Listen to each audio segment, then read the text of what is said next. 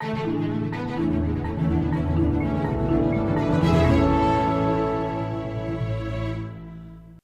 evening, everyone.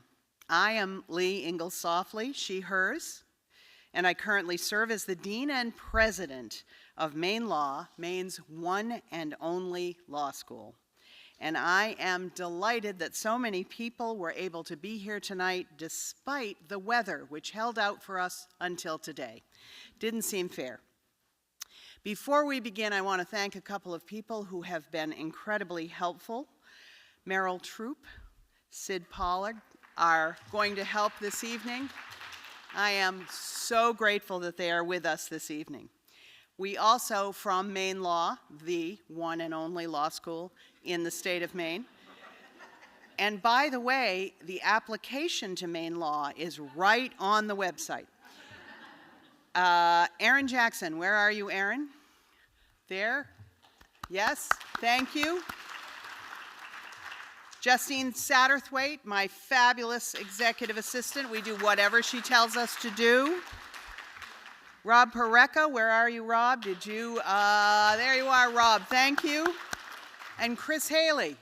Chris, did you get in and get a seat? Thank you so much, they've been incredibly helpful. As we gather here in view of the Atlantic Ocean's presence in Back Bay, which we hear from the scientists is getting a little bit stronger every year, we acknowledge that the land on which we gather was the homelands of the Wabanaki nations, the Penobscot, the Passamaquoddy, the Micmac, the Maliseets, the Abenaki, and other Wabanaki tribes who cared for and were supported by these lands for generations. We acknowledge the history of those who walked this land before us, and we acknowledge the wisdom that the Wabanaki people have to share about honoring, respecting, and caring for all the people. And we aspire to bring that honor, respect, and care into the day-to-day lives of all with whom we work. Now, I know that all of you share my deep admiration for Kathy Lee in her boundless, hold it, we're gonna do so much more. Kathy has, and I came up with so many adjectives that it became ridiculous, but I'm just gonna say boundless energy, supporting women and girls in Maine, throughout the country, and across the globe. And now we're going to give her a huge round of applause for bringing us all together tonight.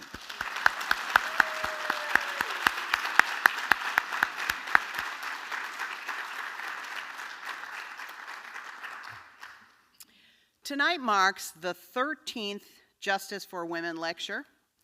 First lecture, held in 2012 with Unity Dow from Botswana, was incredibly inspiring and encouraged all of us to think much more broadly about the rights of women and girls everywhere. Following Unity, we have had the honor of hearing from women from Liberia, Afghanistan, India, Zimbabwe, Malaysia, Syria, Mexico.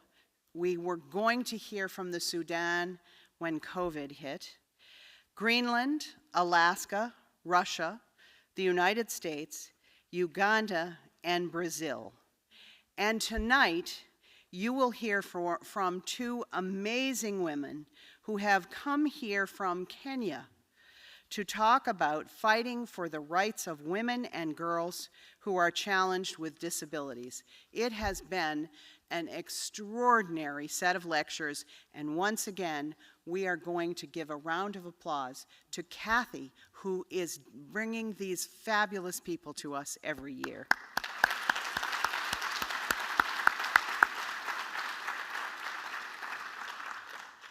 Now, it is my honor and privilege to present this year's Courage is Contagious Awards to two extraordinary women who have committed their careers to helping others right here in Maine. Fauzia Muse is the executive director of the Maine Community Integration, a nonprofit that supports ethnic communities. Originally from Somalia, she and her family fled to Ethiopia in 1988 due to conflict and arrived in the United States in 1995. With 17 years of experience in healthcare as a cultural broker, medical interpreter, and community health outreach worker, Fauzia is a key figure in healthcare in Lewiston and Auburn. She addresses public health issues within the Somali community and actively volunteers with local ethnic organizations and nonprofits supporting immigrants and refugees. In April of 2023, Fauzia returned to Ethiopia to visit family when an almost unimaginable horror occurred. She was shot multiple times, and her sister was killed by the same shooter. Fauzia lost a leg as a result of the violence. She has, nonetheless, returned to her community in Maine and remarkably has continued her work. Maine Community Integration described her as an incredible force for positive change in Maine. She leads with kindness and compassion, working with unbounding resolve to advocate for marginalized people of all ages, races, and nationalities. Fauzia, would you come and receive your award?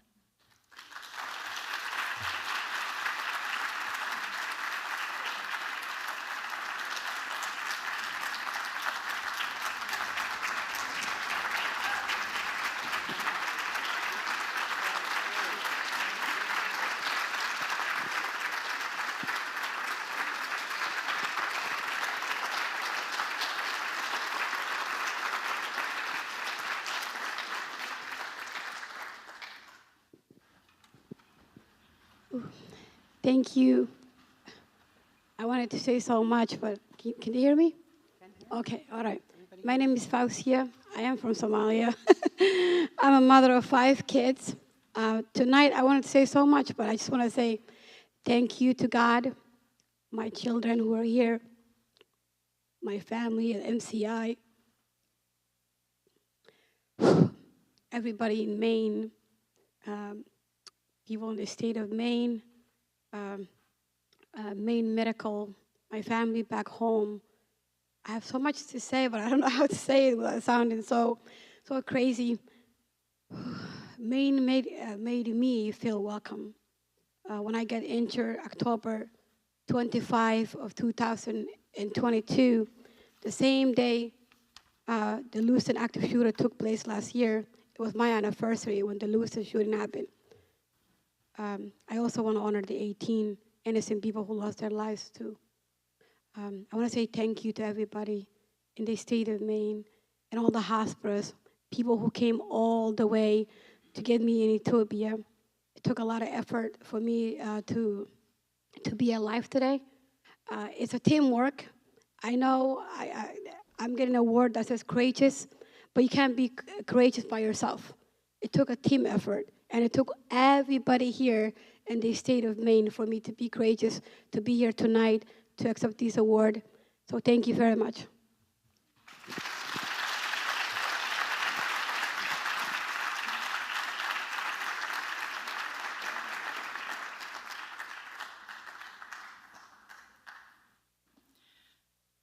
You can understand the award.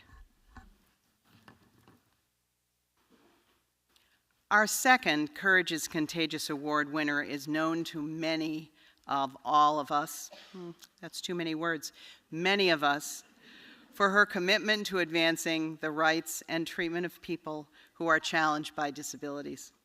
Kim Moody has worked at Disability Rights Maine since 1987, served as its executive director since 1996. Kim is responsible for the overall operation of Disabilities Rights Maine, supervising a staff of 57 advocates and attorneys statewide. DRM is Maine's protection and advocacy agency For people with disabilities, it operates 24 states and federal grants that are disability or issue specific, such as the Protection and Advocacy for Individuals with Developmental Disabilities program and the Program and Advocacy for Voting Access. DRM also has 2 state contracts to provide advocacy on behalf of individuals labeled with mental illness, far too often left out of our concerns, and to provide advocacy to persons receiving state developmental services. Prior to becoming executive director, Ms. Moody was an advocate for persons with disabilities in institutions and in the community, and the director of protection and advocacy for persons with mental illness. She has grown DRM from 17 employees when she became director to 52 today. Under her leadership, in April of 23, Disability Rights Maine was honored by the Maine Coalition Against Sexual Assault and the National Sexual Assault Resource Center for their work to address sexual violence against people with disabilities. DRM received the award in 2023, Make a Difference, and NSVRC's 2023 Visionary Voice Award. It's really hard to list all the wonderful things that Kim has done without getting a little tongue-tied. She is a lifelong disability advocate. She has worked with many of us who needed guidance along the way, and she was never hesitant to give us the guidance we needed. Kim, this is way late in arriving, very well deserved. Come on up.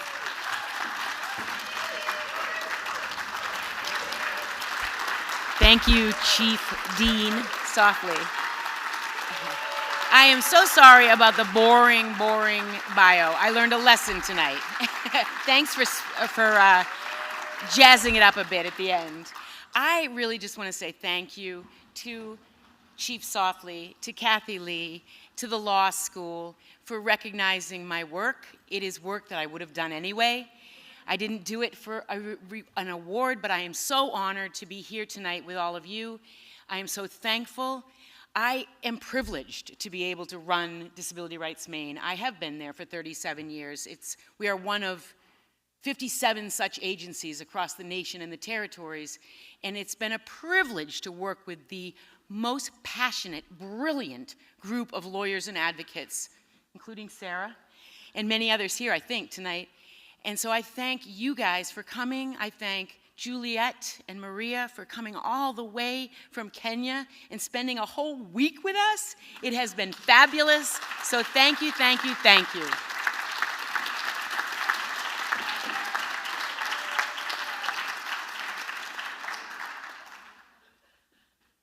Now listen. The last time we forgot to give the award, it ended up in the basement of an old building, and we still don't know where it is. Thank you.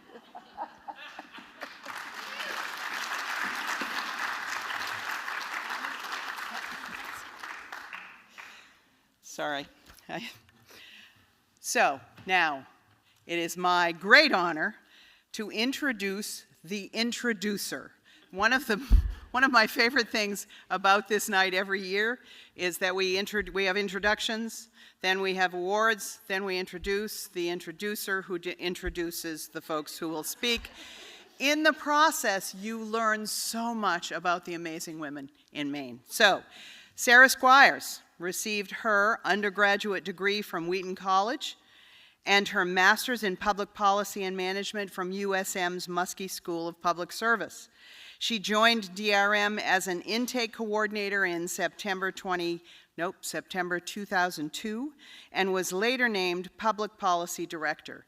Sarah supervises DRM's intake unit while also coordinating the agency's work and overseeing data management for reporting and quality assurance purposes. In April 2021, Sarah joined the Maine Health Access Foundation Community Advisory Committee. Every committee in this state needs to have at least 8 words in it. But This one does a lot of wonderful work. She serves as its vice chair. In addition, she represents DRM on Maine Care Advisory Committee and previously served on the Power Loan Board, which oversees Maine Adaptive Equipment Loan Program. We are delighted to have her here tonight to introduce our amazing speaker. Sarah, the floor is yours.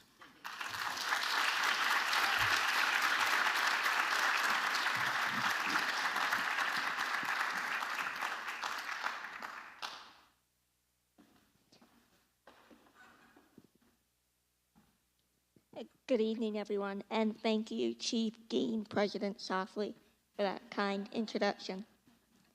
It's my honor to introduce tonight's speakers, Maria Omare and Juliet Mwema from the Action Foundation in Kenya.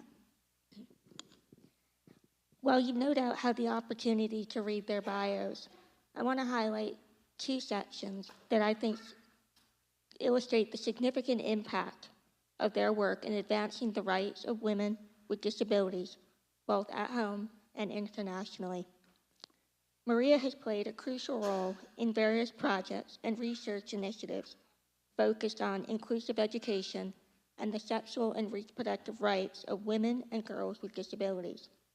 Juliet, as a global para-cyclist, uses her platform to challenge societal perceptions of disabilities and advocate for gender equality and disability rights. As a lifelong Mainer and a woman with a disability, the challenges and triumphs that come with these identities resonate deeply with me. While no two experiences are alike, we must acknowledge the progress we've made in how society views and integrates disability into our lives, while also recognizing the work that still lies ahead. This journey has been challenging, but we can take hope in the monumental strides that we've made and the barriers we've overcome along the way. We're fortunate to have advocates among us like Kim and Fausia, who are dedicated to ensuring that today's girls and women with disabilities will experience a more inclusive world. Importantly, these challenges are not unique to Maine or even the United States.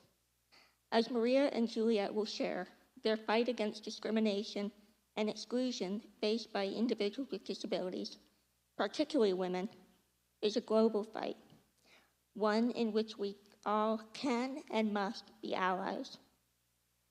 The Action Foundation envisions a fully inclusive Africa, where children, women, and girls with disabilities can realize their maximum potential.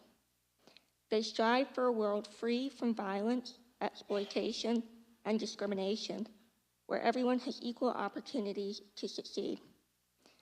As we listen to Maria and Juliet's stories and hear their efforts toward transformative change across Africa, I hope we can draw lessons to enrich our own advocacy work. Please join me in welcoming Maria and Juliet as they share their insights and experiences.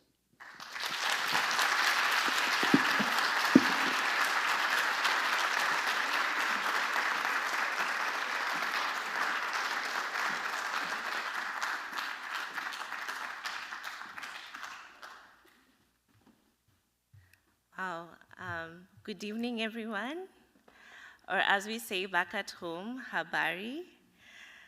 It is a deep honor to be here with you today. It has been a long flight. It has been other flights after the long flight, and truly an amazing week. I am Maria Omare. I am a wife. I am a mother of two. I am the founder and executive director of the Action Foundation. And for colleagues who might be visually impaired, I'd like to describe myself. I am a 5'3" because of my small heels. Just for today, I'm 5'5". I am 5'3". I am dark complexioned. I'm wearing glasses, and I was told this is dusty pink. I'm wearing a dusty pink two-piece outfit. Congratulations, Fausia. Congratulations, Kim. Knowing you Spending time with you, listening to your stories has truly been life-changing. I leave Maine taking on your stories, your resilience, your power, and I want many more girls and women in Kenya to experience that. Kathy, we're still thanking you. Thank you so much for this opportunity to spotlight an issue that so many people forget about. Thank you for the space you've given us to speak to so many amazing people.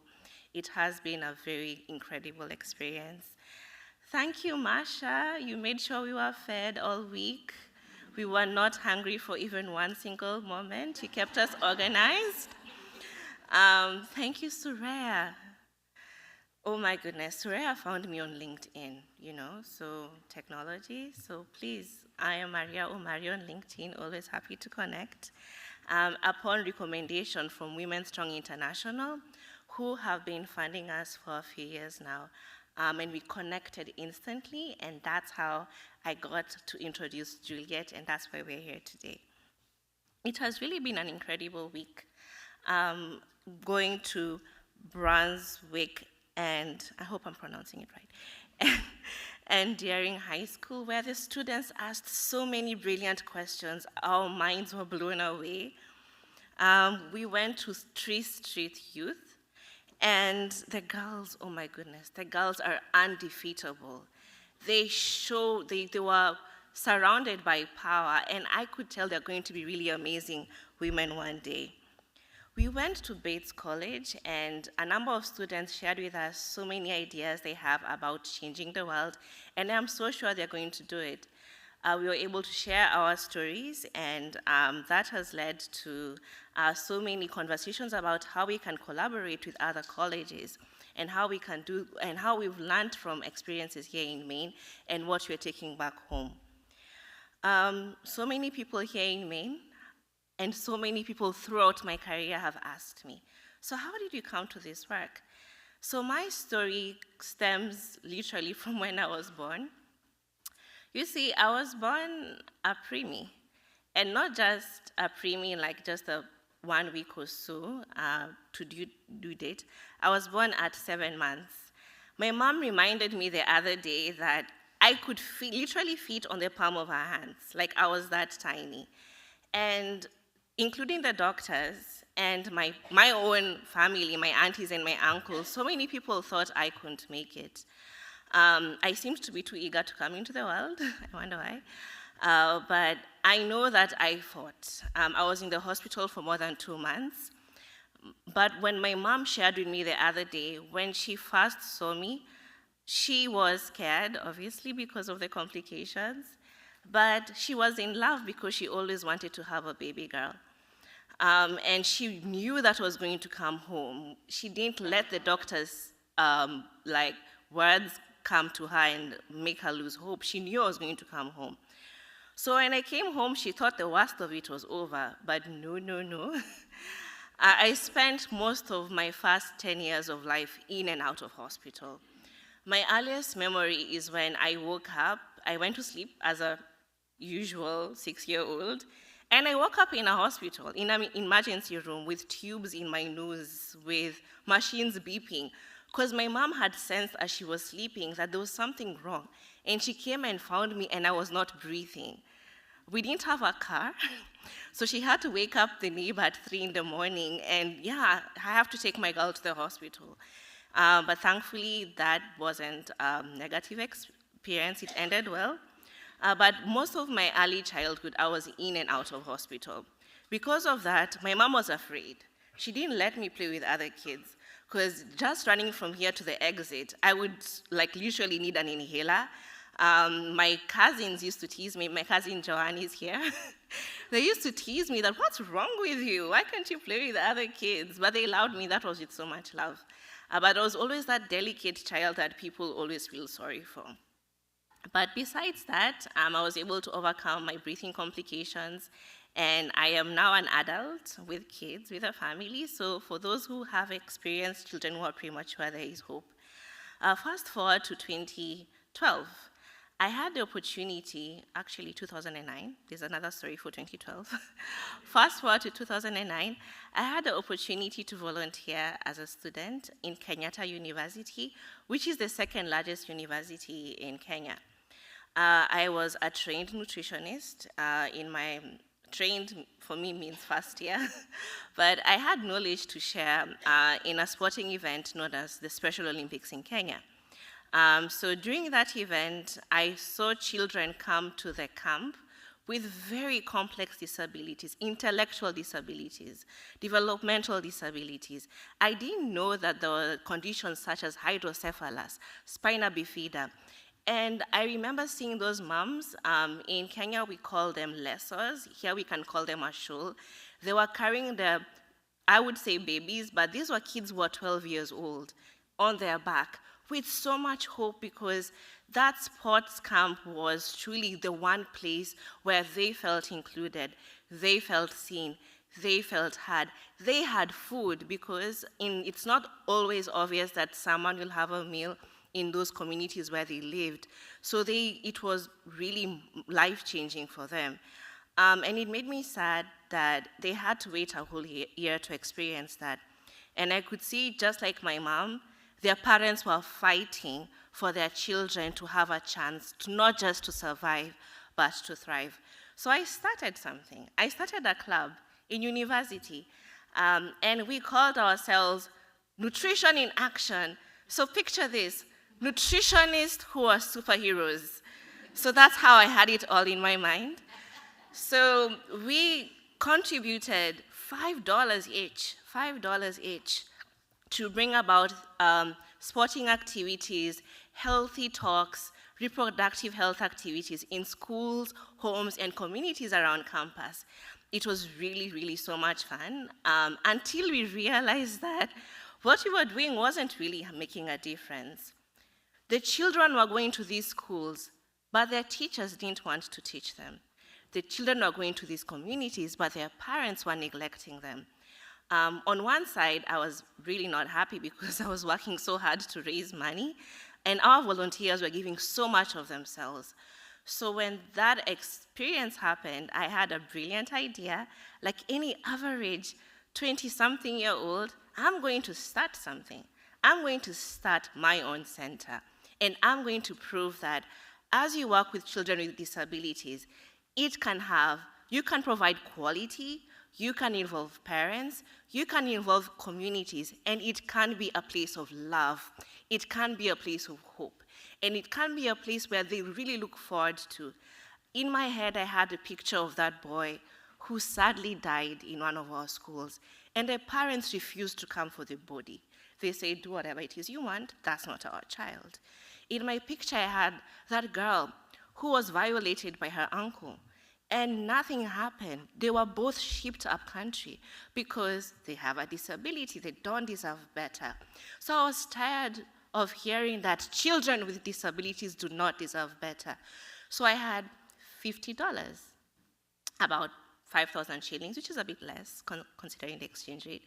And with that, I was able to pay rent for a room, deposit, and buy a padlock, because a padlock is very important when you're working in a slum. And I went to my mother's house, to her pantry. I picked food. I took her plastic chairs. I picked her cups, and I didn't tell her, obviously, because she'd be pissed off. And with a lot of hope, this is me carrying them down Kibera slums in the narrow pathways to that room that I knew was going to make a difference. It sounded fun. Kids actually came because we had been doing a lot of volunteer work there. So we started with 5 kids, and then 10, and then 100. And then one day I sat. Of course, by then we were annoying our neighbors by using their pavements and blocking roads and stuff, so people weren't very happy with us. But you know what? The parents were happy. The parents were involved. The parents were contributing, and it truly was a place that gave hope and proved that work with kids with disabilities can be done differently. But on the flip side, I was broken. I was broke, literally broke and broken. And the universe would have it, my boyfriend then had just dumped me. So it was really a dark place in my life, and I really needed to figure myself out. So I had a meeting, an emergency meeting. I called all the parents. We rented a hall where we could all fit. And I shared what I thought would be, news, and they'll just quickly brush it off and like move on with their lives. So I shared with them that as much as I love this work, I can't continue anymore. I can't. Like, I don't have enough money. I don't know how I'm going to pay rent. I don't have enough money for food. Do you know what they said? They're like, okay, Mariam, it's fine, but we're going to keep going. I'm like, what do you mean we're going to keep going? What do we need? What do we need? So they actually contributed their own money, their own food. These are families that barely get by with one meal. They barely get by with $1 a day. But what we were doing meant so much to them that they were willing to keep us running. I cried and cried and cried and cried and cried. But at the end of the day, when they held me, I knew I was going to keep going. So fast forward, yes, I kept going. That was the 2012 story, by the way. I kept going. I literally knew now I have to figure this shit out, So, pardon my French, Dean. I don't usually speak that way. So them seeing that what we were doing had a value, and seeing that somehow I had created a community where children with disabilities and their families felt like they belonged, made me keep going. So now, 2024, we are working with more than 20,000 children throughout the country. From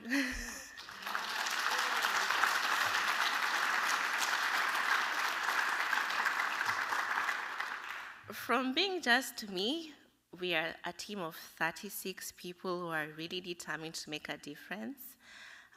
We have been recognized here and there, including by Michelle Obama. Hi, Michelle, if you watch this.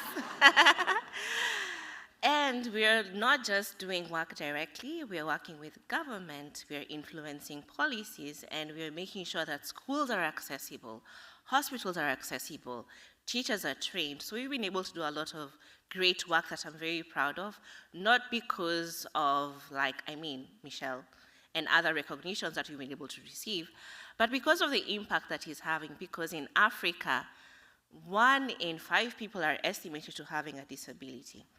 Girls with disabilities are up to 10 times more likely to experience violence in their lifetime.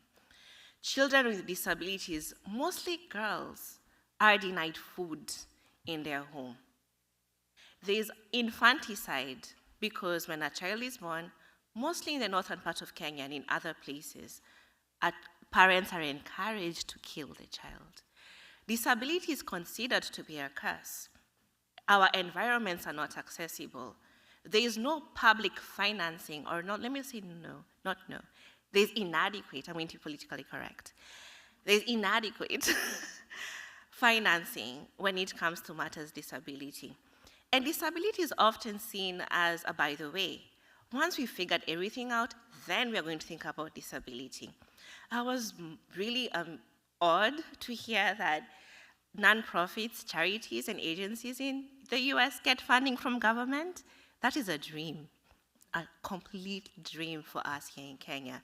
We have to fundraise for every single cent, shilling, dollar for the work that we're doing. And fundraising for disability isn't the easiest thing because the donor community also does not consider it to be a priority. Studies have found that global disability funding, only 2% goes towards disability causes. And yet people with disabilities comprise 15% of the world's population. So there's a lot of work ahead, but we're here to do it. And we know that other people like Kim, Fauzia, Juliet, and so many Kim, Fauzias, and Juliet exist in Africa and in the world, and we together, we're not going to keep quiet, we are not going to be unseen, we are not going to be unheard, and we will not relent until every child, every girl, and every woman with a disability gets all they need to not just survive, but thrive.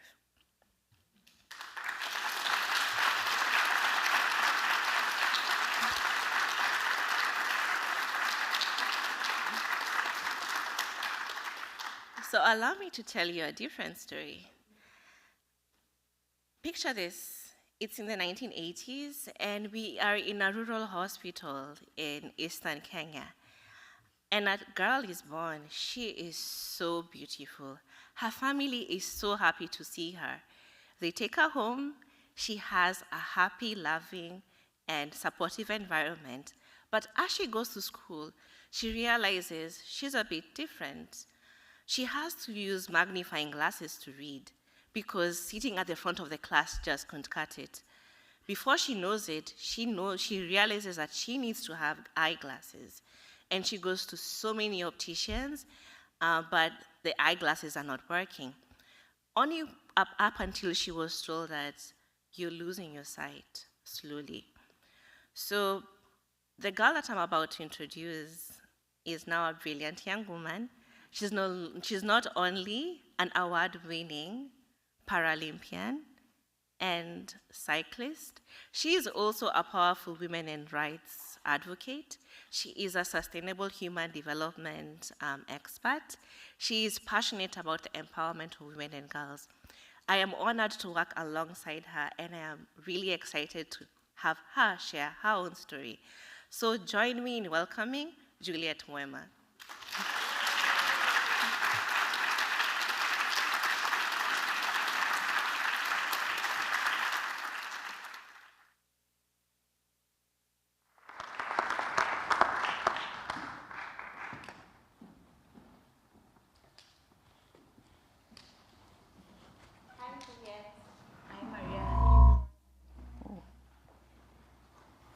So Juliet, tell me more about Juliet and your journey as a women's rights advocate. Thank you very much, Maria, and thank you very much to everyone. Good evening. My name is Juliet Mwema. I come all the way from Nairobi, Kenya. I wear very many hats. Women Empowerment Officer at the Action Foundation, Kenya. I am a para-cyclist and a para-triathlete from Africa. I am a wife and a mother to 3 wonderful children. So my journey as a inclusive women advocate starts, like you mentioned, when I was in primary school. I grew up, quote unquote, like every other child, but I used to use glasses. So for a very long time, I thought I was, quote unquote, normal, until right in the middle of high school, I lost my mother. And for the very first time, I took myself to hospital. And that's when I was told that I had a congenital condition. And this meant that my sight was slowly going away. After this, I was sent to the Kenya Society for the Blind for something they called rehabilitation. So what this meant was, rehabilitation basically meant that I was going to be taught to live like a blind person. That means I needed to use a computer that has a screen reading software known as JAWS. I needed now to start reading using Braille and not print. I needed to start walking using a white cane. And for those who don't know, this is what a white cane is. It's basically an aid that is used by someone who's visually impaired. And I remember I kept telling them, Maria, I can still see, like, I don't need this. And for a long period, I went into depression because I didn't quite go for rehabilitation immediately. I went to several opticians who gave me the same diagnosis. And I think after the 3rd optician, I just decided to accept myself. I went for rehabilitation. And that is how my journey as a woman with disability began. And back then, there were no structures. I did not receive any psychosocial support, for example. I did not receive any guidance, any mentorship. So I went through the whole rehabilitation process. And right towards the end, I met this young man who was born blind. And I remember in his efforts to encourage me and sort of to welcome me in the disability world, he told me that he was a cyclist. And I was like, what? But you're blind. He said, yes, just because I'm blind doesn't mean I can't participate in sports. And he said, you know what?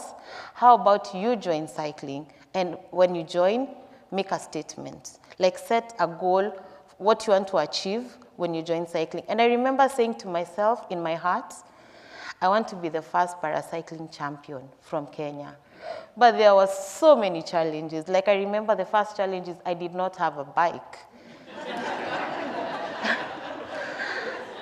So here I was every other weekend, I'm hiring a bicycle. So I can't remember I'm still jobless. I can't afford to hire this. Also, I forgot to mention, I ride a tandem. The bicycle is called a tandem, the one that has two people. There's one person at the front who is called the pilot, and I sit behind as the athlete, and I cycle from behind. So I used to hire out every single weekend the bicycle. And back then, again, because there were no female pilots for female athletes, it's a man who would pilot me. And there I am riding, and I'm so excited. But again, for me, sports was a way of escaping my current reality of being a woman with disability. So I go into sports, I start training. In between the training, I join campus. Again, I go to do, this is when I started to my BA in Sustainable Human Development. I was the only student with visual disability in that campus. So this meant no lecturer knew what to do with me. Students didn't know how to handle me. So I basically had to keep advocating for myself. I needed to tell the lecturers that don't give me handout for notes. Send the notes on soft. I'll be able to read using a screen reading software. I told my students that I'm able to work like every other person. Just give me my space, and if I need help, I'll be sure to reach out for help. That is how my journey as a woman, inclusive women's rights advocate began, because I felt like I had to keep advocating myself right from rehabilitation all the way through sports. And a very interesting recent experience I had, like I mentioned, I am a para-cycling and para-triathlete from Africa. I recently qualified for the Paris 2024 competitions after training for 4 years. And I even remember,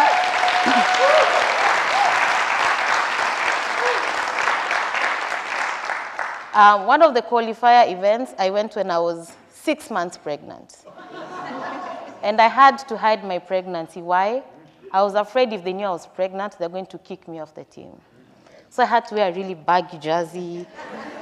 And I remember most of the time I'm walking, leaning forward, or when I'm cycling, I have to really bend in front like this. And I qualified. And 2 months again after the pregnancy, I went for one more event, and I had just had cesarean section. So again, I'm hiding my stomach because it's still big. I don't want people to see.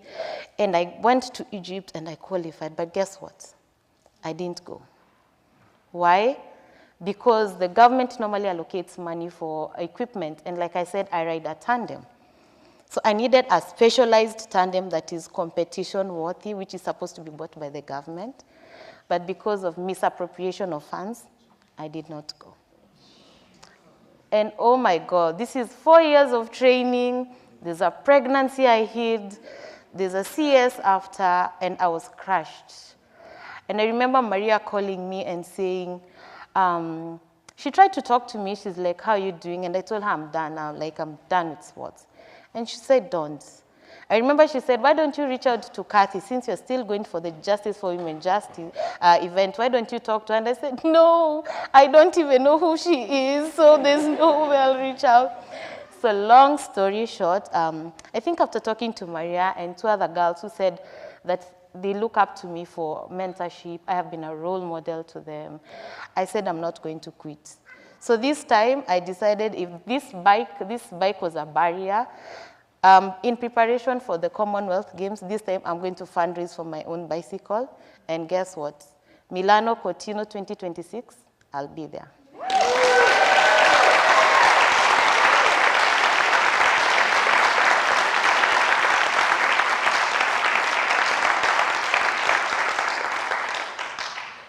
Oh my goodness, Juliet. And I'm 100% sure that you will be there. We're going to make it happen. So from the week we've just had, how would you compare life as a woman with a disability here in Maine or back home in Kenya? So first of all, my experience in Maine has been so amazing. The people are so welcoming, they're so warm, the state of Maine is so beautiful. I remember when I met Kathy, Like back home, when they see the disability first. Kathy saw me, and she did not see the disability. Soraya saw me, she did not see the disability. And I felt for the first time like I was treated equally. It really felt weird because you're so used to these different treatments. So it was a beautiful experience. So first of all, I just wanted to say I've had an amazing week. People are so warm and so welcoming, and thank you so much for that. My experience here in Maine in comparison to back home, I feel there's a big difference. For example, I'll give you an example with accessibility. The buildings here are way more accessible than back home. The buildings will have ramps for our wheelchair users. The buildings will have like braille. Like on the hotel where I'm staying, it is braille. I don't need to get assistance to get to my room. The hotel, I was sharing with Maria in the morning, the lady who serves me in the morning, and I don't think she has any disability training. She comes up to me and she's like, how can I help you? That is so powerful. She does not assume I need help. She does not assume I cannot do anything. She'll just ask, like, how can I help you?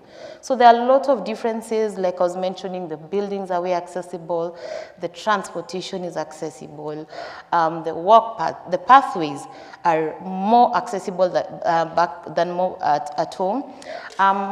Let me say this about Kenya. Kenya is making strides towards accessibility and towards inclusion. I feel we haven't gotten there yet. I'll give you an example. Like here, I can cross the roads alone, independently, as long as I have my white cane. Back home, I have a white cane, and sometimes I feel I have to wave it up and down. You know, for people just to see, I can't see, and I need to cross the road because we have these crazy motorbike riders. We have drivers who don't observe the traffic lights. So yeah, that has been my experience, and it has been an amazing one. And like during this week, we were sharing with Fauzia, and she told me about her experience, and she said like when she went back home after the accident, all she could see was disability and nothing else. And she said when she's in the US, she doesn't feel like she has a disability. So I feel like she brought out what I wanted to share. There's a great difference, but yes, we are working towards inclusion and accessibility. We just haven't gotten to the level where Maine has gotten.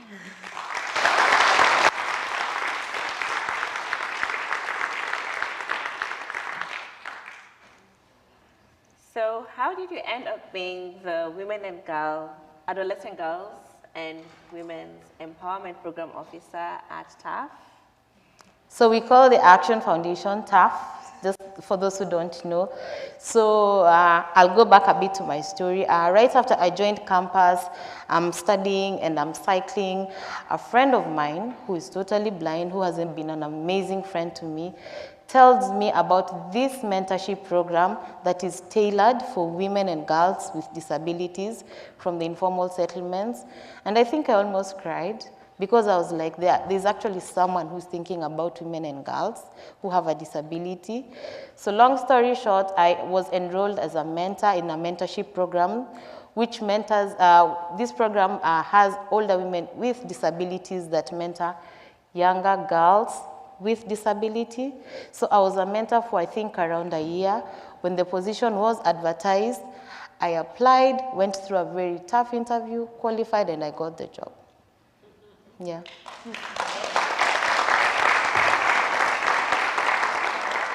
And just for context, she doesn't remember, she was in the panel.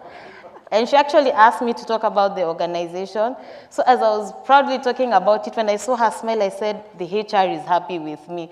Turns out I was actually talking to the founder executive director. So Juliet, what barriers do girls with disabilities experience in Kenya and in Africa? So I guess to answer your question, I'll give you lived experiences that I have gone through. The barriers are several in number, but I'll just try and mention three. The first barrier is discrimination. I have faced a lot of discrimination as a woman with disability. I'll give you an example, like even in the sporting world. Someone will ask you, you already have a disability and you're a woman. Like, how did you even make it here? I remember answering and telling them, I qualified just like every other person. When it comes to education, education is not a priority for a girl with disability. In the mentorship program, where we mentor younger girls with disability, we offer scholarship to adolescent girls. And one of the best students from last year's national exam is a girl who is deaf from the northern part of Kenya called Hamza. Her family, I remember the teacher saying they called the parents when schools closed and they said, come for your daughter, schools have closed. And the parents said, throw that girl into the river. Of what importance is she? Being a girl and a girl with disability. Surprisingly, she was the best in the country and she's a deaf girl. So education, access to health. When I got pregnant, I remember I went to hospital. One provider asked me, who did this to you? And you know, just because I am a woman with disability, we are perceived that we are asexual. So that is another barrier, access to health. And even when I go to hospital, the information is not in Braille. And if I ask someone to read it out to me, I mean, that's infringing on my right to privacy. So there's barriers from healthcare services to education, to the sporting world, to even the social life, like even in the community, right into the community, any community activity taking place, they will just make a general assumption that because I have a disability, I should not take part, and even families to date will hide girls with disabilities from the rest. So like I mentioned, there are several barriers we face back at home. So building on the sexual and reproductive health and rights of girls and women with disabilities, what are their experiences during menstruation? So like I was sharing with Kathy just yesterday, to date, we still have girls who miss out on school during their menses. Why? Because they come from families that cannot basically afford to buy these sanitary towels. So every single month, a girl with a disability will miss 3 to 4 days of schooling because they cannot afford this very essential item. So it is because of this, the Action Foundation, in its scholarship program, we will offer tuition fee, we will offer in-school support, which can mean assistive devices like wheelchairs to these girls, and we'll also provide them with dignity kits. We call them dignity kits because it enhances their dignity to ensure this girl enrolls, is retained in school, and completes education like every other girl.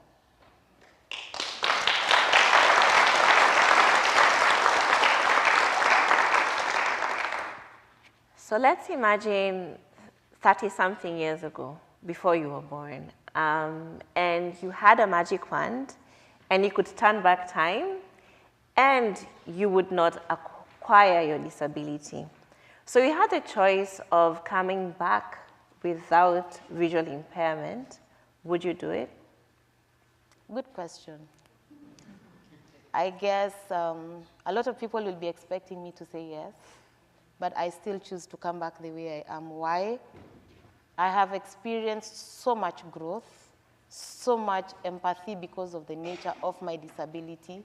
I have made so many achievements representing the country, representing the continent in different international stages because I have a disability, and I would not have an opportunity to mentor young girls, to be a role model to many, many women with disabilities. So while many people expect a yes, for me, I'd still choose to come back as me. I think I'd go back to look for my calling way earlier and start early. So yeah, I'd still choose to come back the way I am.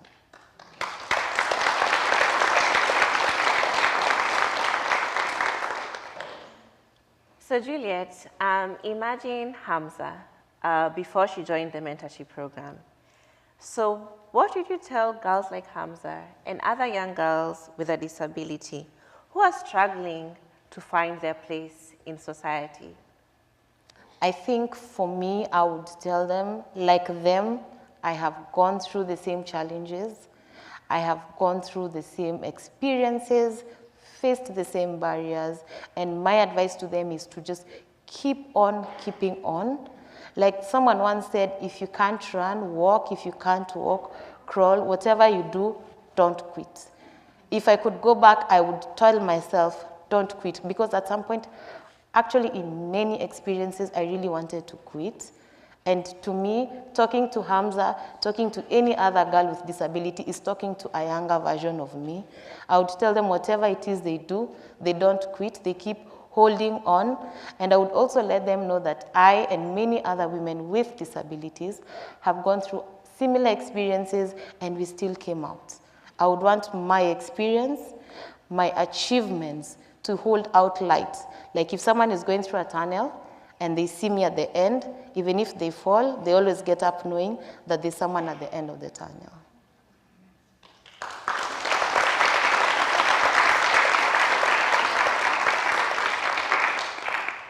Wow, Juliet. So what are you the most proud of in your work as a Women and Girls Empowerment Program Officer, and also in your career as award-winning, by the way, para-cyclist?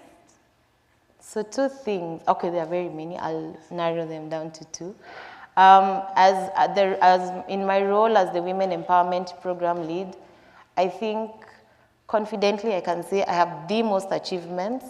One intervention we have is the Legal Aid Clinic, where we offer free legal services to women and girls with disabilities. We bring paralegals, we provide advocates, magistrates to these girls. And thanks to our legal aid clinics, up to 5 cases have made it to the Office of Director of Public Prosecution. These are gender-based violence cases where our girls have been violated just because they have a disability. These cases have managed to go up to the level of Director of Public Prosecutor, which is a great achievement for me and for these girls. Because like one girl said, she's 16 years old, she's deaf, and she believes she was assaulted just because she could not speak out. And she said, I gave her a voice. To me, I think such comments and such remarks give me the strength to keep doing what I'm doing. And I think for now, that is my life calling. And in sports, my greatest achievement was, there are several, but I was recently selected for a prestigious training camp up in Switzerland, where I was the only female from Kenya and from Africa to participate in an amazing experience of training by the best para-cyclists in the world. So yeah, and recently qualifying for Paris, to me, that forever remains in my heart. Wow.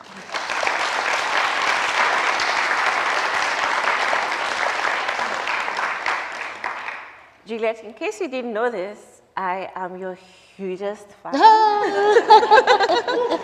I feel like I am starstruck, you know, and yeah, you and all our girls and women give me the courage to keep going.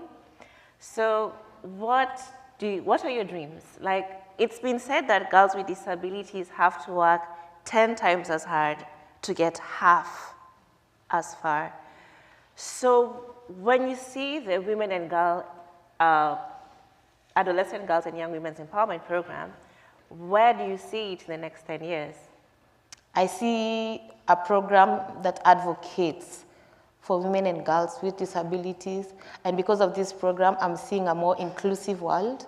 I'm seeing a more gender equitable world. I see a world where a girl or a woman with disability calls her home because she knows when it comes to scholarships, when it comes to sanitary hygiene, when it comes to advocacy, she can find all that in our program. So I see a world of possibilities.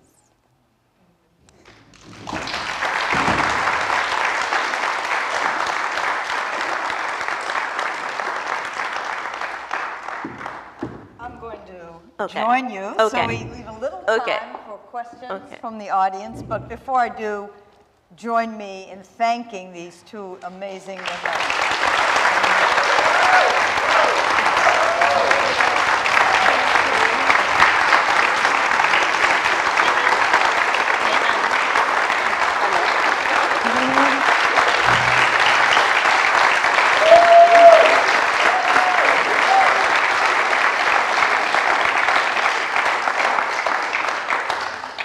We have 2 mics down here, and I think there's one up in the balcony for those who are sitting up there.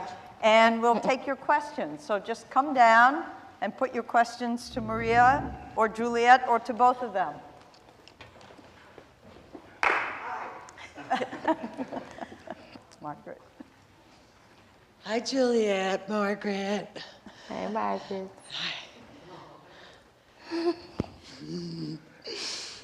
I would like to ask,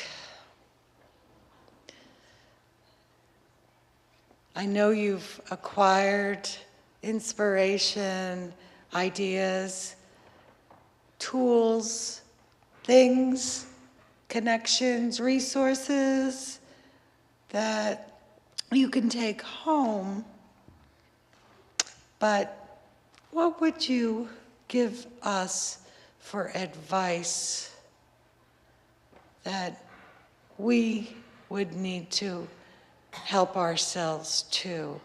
What have you observed that, you know, in Kenya we do this, but y'all don't do it up here. So, maybe something that would give us something to help ourselves too.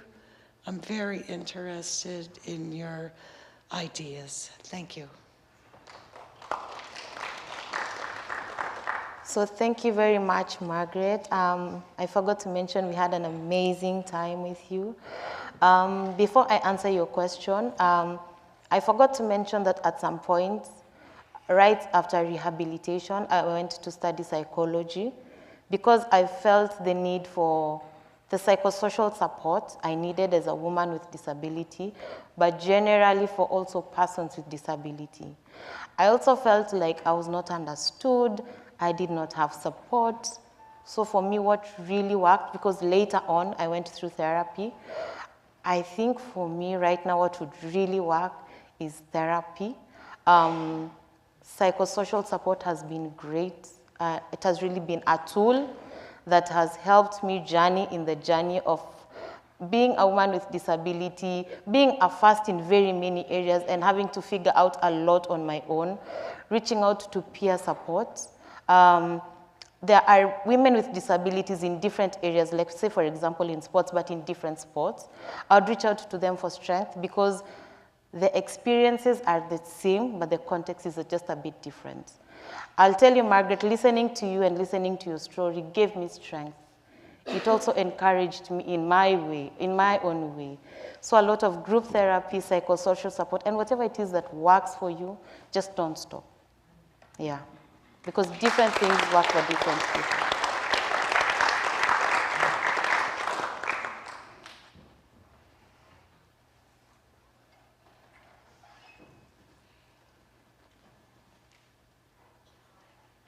Hi, my name is Marie, and I want to thank you for coming all this way to share your stories with us. I've spent almost 35 years working as a teacher with students with disabilities here in Maine. And I'm a little bit interested to find out the education system in Kenya and how they differ with inclusiveness with girls versus boys with disabilities. I'll take that. So Kenya is trying, at least in policy, to practice inclusive education. But the challenge is that classes are still overcrowded. Teachers are not well trained. Access to even accessible sanitation for a girl with a disability or for any child with a disability remains a barrier. So the challenge and the difference between here in Maine and in Kenya is that we are still far behind. And I'll actually say, to me, we are still in the 1900s because some schools are still using a pit latrine. And these are schools that have students with disabilities. So you can imagine a student with crutches or on a wheelchair trying to go on a pit latrine. For those who don't know, it's just a hole on the ground. And that's it. And some of them are not even, they don't even have the right dimensions, even for any child. So we have a huge challenge of infrastructure. But on the flip side, Kenya has ratified the United Nations Convention on the Rights of Persons with Disabilities, We have policies that are enabling for children with disabilities, but the biggest barrier is resources. We are not getting adequate funding. Schools are not getting adequate funding. Teachers are not getting support for training. So while the intention might be good, there's still a lot of advocacy that needs to be done to make sure that children with disabilities can go to school with dignity, can have accessible materials, can have accessible toilets, and can have teachers who know how to care for them. Thank you.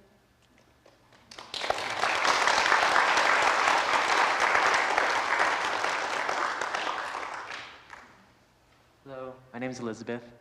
I was wondering what role religion and Christianity can play in continuing to put up barriers for women and for people with disabilities and for women with disabilities, and do you see the situation there as getting better or getting worse?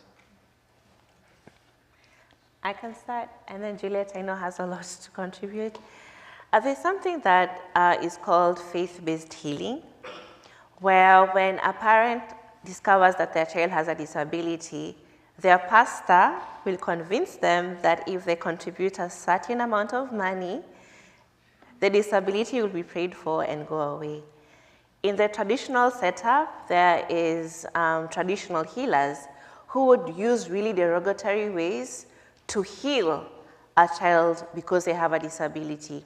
So because disability is perceived to be a curse and a taboo topic, a lot of parents, instead of going to a professional, would rather speak to these faith-based healers, traditional healers, and we've seen that faith has actually played a role in causing harm than good for children with disabilities. There's an organization in coastal Kenya that is working to train traditional healers and faith-based leaders on how they can promote positive messages about disability using scripture. So there's still a bit of hope, but sadly right now, disability is used as a way to fleece families out of money by convincing them that they have been cursed. Juliet? Yeah, I'll just pick up where she left off. Right, I don't think my mother knew I had a disability. She just knew I had sight challenge. And I remember her taking me for prayers, quote unquote. And the sad thing is, I think she was being exploited because she really wanted her child to get better. So religion has a significant role to play in disability.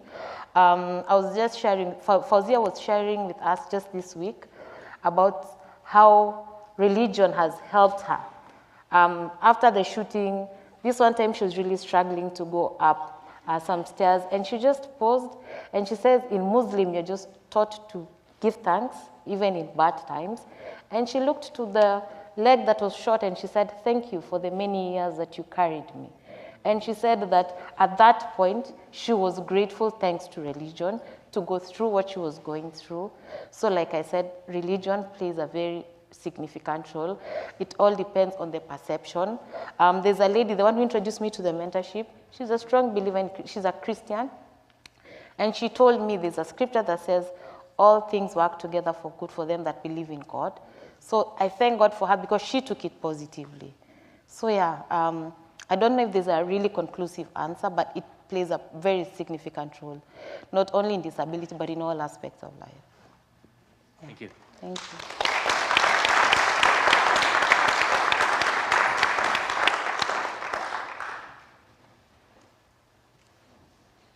Thank you. My name is Nuna Gleason. I'm originally from Kenya, so habari zenu sana.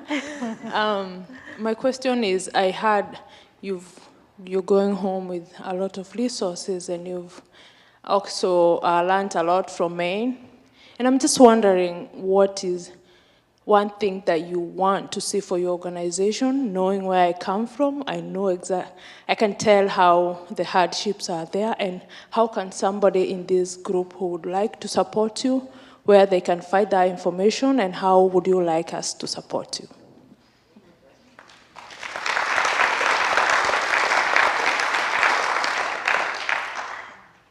It's really sad to me when I see girls with disabilities miss school because of their menses, and in our bathroom, we say bathroom here, not toilet.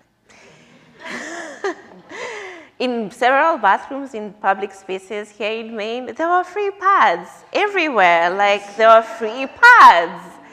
So that's like night and day. And it costs for us as the Action Foundation just $10 to give a girl 6 months supply of pads, you know, but that $10 is really inaccessible to a lot of our girls. So I'm taking home the inequity, like how life can be different for a girl based on where she's born.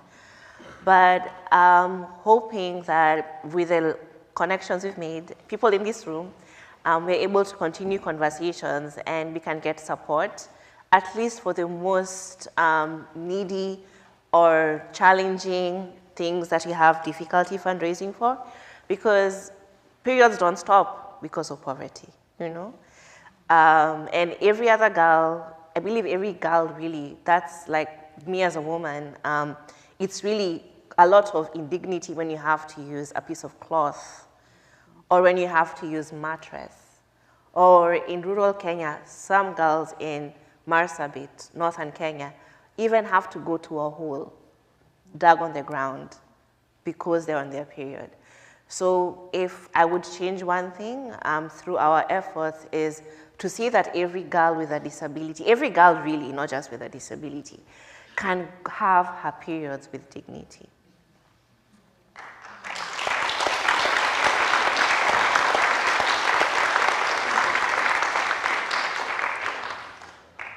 Hi, my name is Billy, and I'm actually a student here at USM. And a question I had was, what would you say for advice towards youth on not only how to make an impact for people that are fighting discrimination on a local scale, but internationally as well? Please repeat. Could you please repeat that question? Yeah, sorry. How would you advise youth that are focusing on how to fight discrimination for people on not only a local scale, but internationally as well, if you were looking into reaching into other countries to help them? Oh, excellent. So how do you scale social change work and influence nationally, and for youth who are starting to do that? The first thing is, please don't give up. It sounds very cliche, but find mentors, find people who will keep lighting your fire. A conversation I had with God when things are really tough for us at the Action Foundation is, please don't kill the fire within.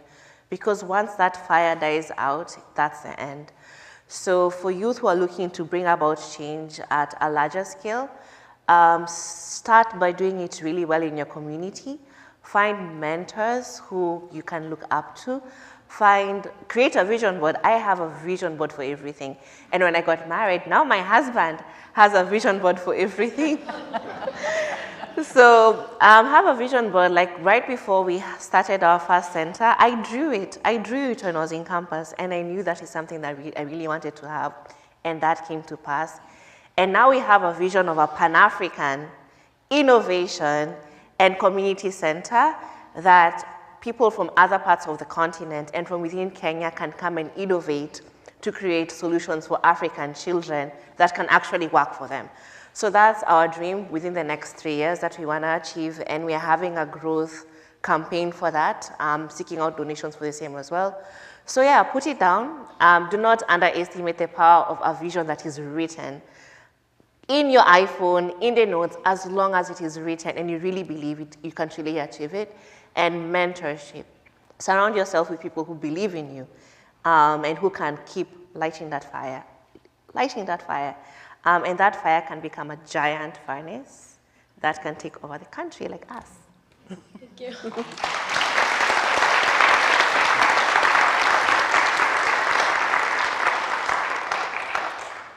We have time for just a few more questions.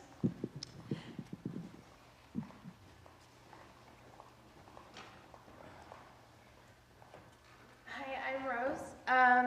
I was wanting to know, I have a learning disability. So in your situations, how would you help someone who has a hard time to read or do math just because they have a learning disability? Growing up, I had a hard time, so I was just curious. So thank you very much for the courage to even stand up and ask that question. That's very admirable of you. So in the Action Foundation, we believe in early identification and assessment of all children so that whatever type of disability it is diagnosed at an early stage. We also have a team of experts who will link you to so that whatever type of disability is accommodated in every classroom. We have a whole department for inclusive education where any child having any form of learning, any type of disability, the needs are met. And this child is accommodated in the classroom like every other person. So in this context, I'll let Maria just take it up, but I just wanted to commend you for having the courage to just come and seek out help, and I wish you all the best.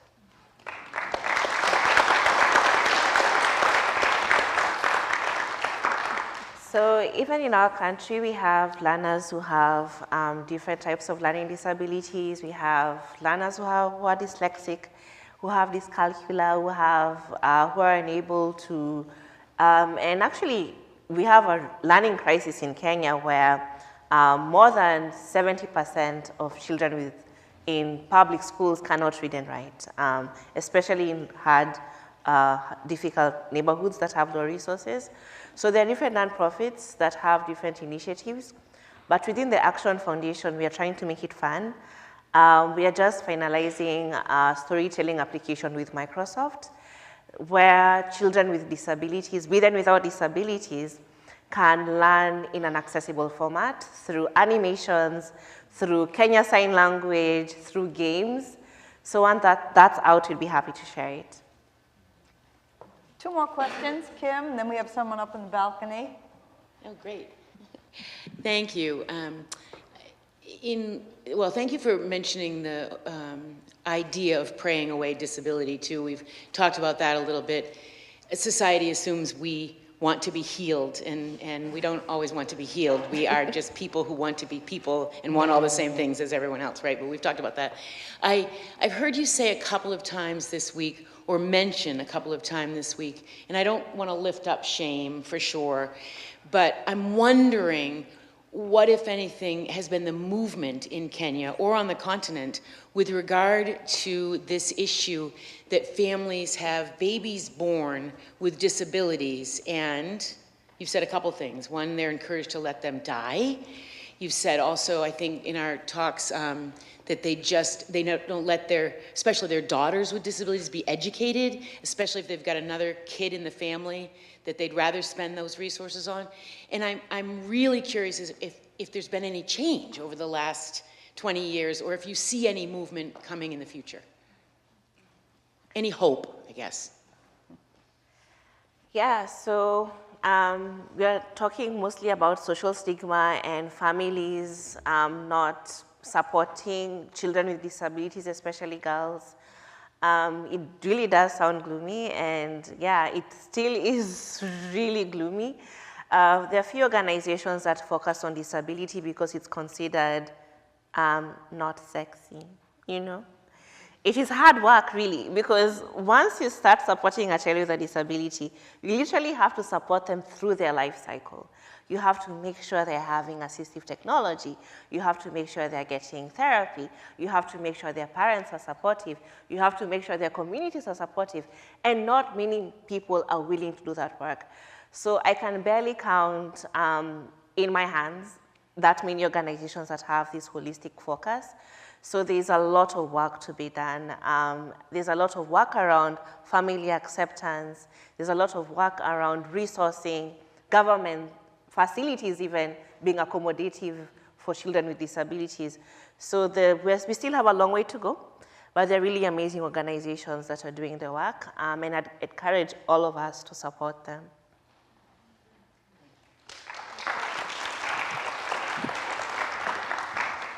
Good evening again. This is Faye. I'm so glad we were able to meet at the Tree Street Youth Center, and I wanted first to thank you for inspiring the girls there with your sharing your stories about your work. I know that in my work with gender-based violence in this country, in Maine, that unfortunately we see higher percentages of women with disabilities who experience gender-based violence. And I know that you mentioned that was a challenge that you faced in your work as well, and I was wondering if you could talk a little bit about how you faced that challenge to maybe give us some inspiration as well. Thank you so much for that question. It is a question that, it's a topic that I hold dear to my heart. Why I say that is because I myself, I am a survivor of gender-based violence. It's a very long story, but leading up even to this event, my ex-husband, who was the perpetrator, even put a stop order to stop me from leaving the country to come to this event. So it is very much alive in my life right now. I have experienced it and I have managed to overcome it. And yes, like Maria mentioned, just because I am a woman with disabilities, I am 10 times more vulnerable to disability, to gender-based violence. Remember the topic, the story I told you about the girl who was assaulted just because she's hard of hearing. The perpetrator knew this girl will not report, she'll not scream. Why? Because she has a disability. So in the Ibuka, the Women Empowerment Program, gender-based violence awareness is a very key point that we train our beneficiaries on. We train them to be aware to look out for the indicators for gender-based violence, how to respond to gender-based violence, because most of our girls don't know basic things from human rights violation to how to report human rights violation, self-representation, and everything around the whole issue of gender-based violence, and majorly how to deal with it after you have undergone it. And for me, why it is so alive and so passionate to my heart is because it's something I have undergone. I initially used to say I have overcome, but clearly it's still a journey I'm on. So I offer my experiences. I talk to them a lot, we guide them, but we have a whole referral system because, again, we have to acknowledge we cannot do all this on our own. So we do a lot of referrals and linkages to all the stakeholders within the gender-based violence sector in our country. So what is important is realizing that some of these things we cannot achieve on our own. So we work as a team, working from hospitals to reporting mechanism. We have some of our partners are human rights activists, and like the Kenya National Human Rights Commission. We work with magistrates who've offered pro bono services to our girls. So yes, we work with a greater network of support systems when it comes to gender-based violence.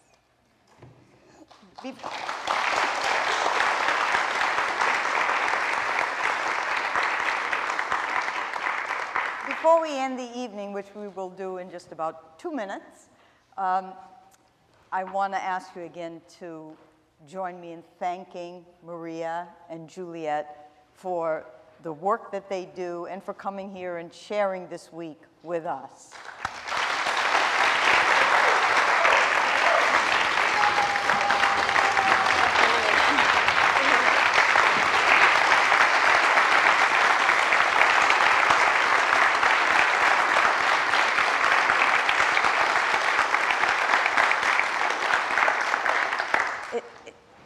I want to thank all of you also for coming.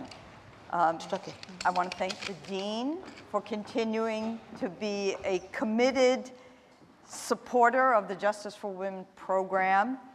And my thanks to Justine, I don't know if Justine is still here, and Rob for all the work that they've done over the last few months, and always very gracious every time I call, multiple times a week, asking for more help.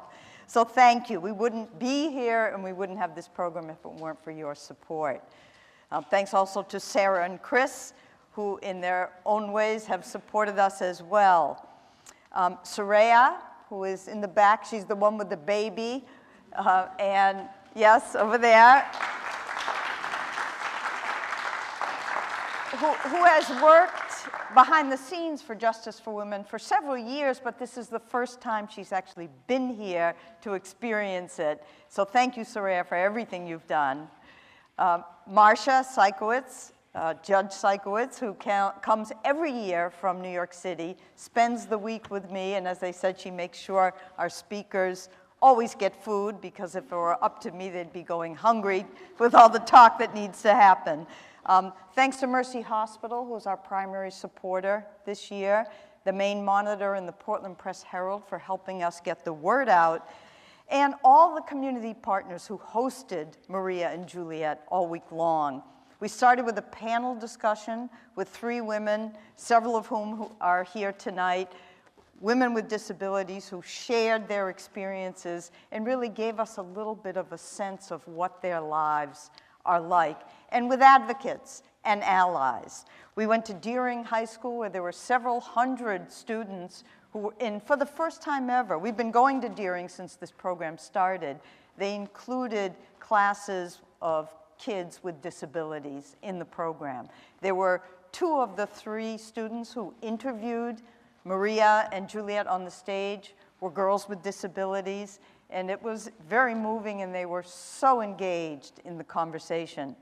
We went to Tree Street Youth, as Faye mentioned, and those girls opened up and shared their own experiences, their families' experiences with disabilities, from their debates where the young women on the volleyball team, after asking Juliet all sorts of questions about their training, said they would never complain again about the training after hearing her story. This morning we were at Brunswick High School where they had 8 students who were well prepared with amazing questions, and just you could hear a pin drop during that whole conversation. You know, it's been an emotional week for me, spending all this time with these amazing women, with Maria, with Juliet, with Kim, and with Faucia, just hearing their stories. And what just strikes me over and over again is the courage and the determination and the optimism. And when Juliet first told me that story about the Olympics, 4 years of training, and then somebody in government steals the money, so she ends up, although she qualified, not being able to go. I said, how do you keep going after that? And she just said, after a period of being very bummed out, with support from Maria, I'm not giving up. I'm not done yet. So Maria and the Action Foundation are launching a Buy a Bike for Juliet campaign.